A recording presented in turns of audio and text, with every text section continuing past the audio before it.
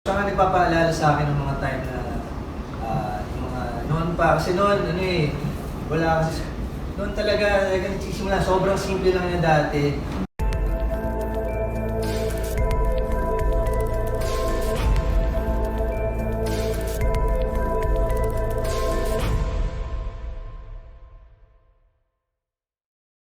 Kumusta yung bandi nyo ni Bia dito? Kasi after 20 years, nagkasabay kayo sa B2BU, di ba? Di ba? Kumusta yung adjustment dito sa show? Siyempre, matagal yung 20 years hindi kayo nagkatrabaho. So, umpisa, hindi may iwasan yung pagkailang, sa starstruck ka, dahil hindi mo siya ulit nakita. And, kasi dati, sabay kami nagsimula, so nakita ko talaga kung paano siya nagsimula, kung ano siya dati. And nung nakita ko siya na kung paano siya nag-progress bilang artista, kung paano siya nag-mature bilang isang tao, nakakatuwa. And alam mo yun, parang mas lalo kang ginanahan dahil nakita mo kung paano siya nag-grow, kung paano siya nag-mature bilang isang artista. Nag-chika kayo sa mga B2BU days ninyo?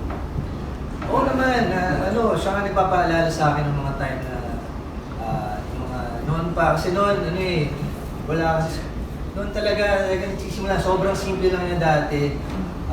Naalala ko, sinasabay ko pa sila.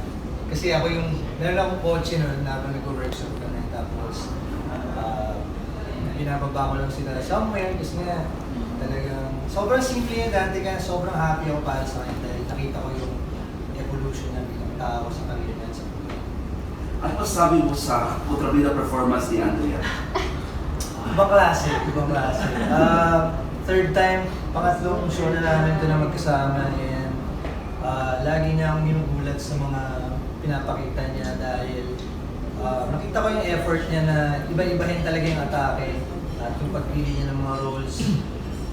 Nakikita ko rin yung sarili ko sa kanya dahil katulad niya, gusto ko rin iba palagi yung mga ginagawa ko. Ayoko yung may project akong ganito, tapos yung next yung gagawin, almost the same lang yung character.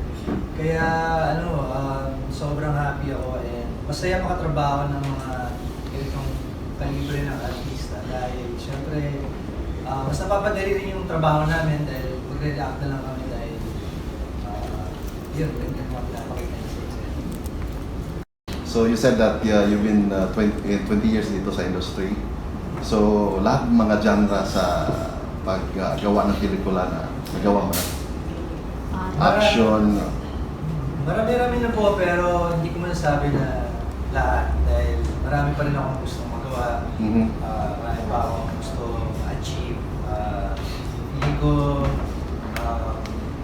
kailangan lagi mong kahit matagal ka na sa industriya, kailangan siguro isipin mo na lagi ka pa lang din nagsisimula para lagi nandun yung gana, lagi nandun yung creativity tsaka yung passion mo. First time ko kasi narinig na may na-describe that your acting was described that way.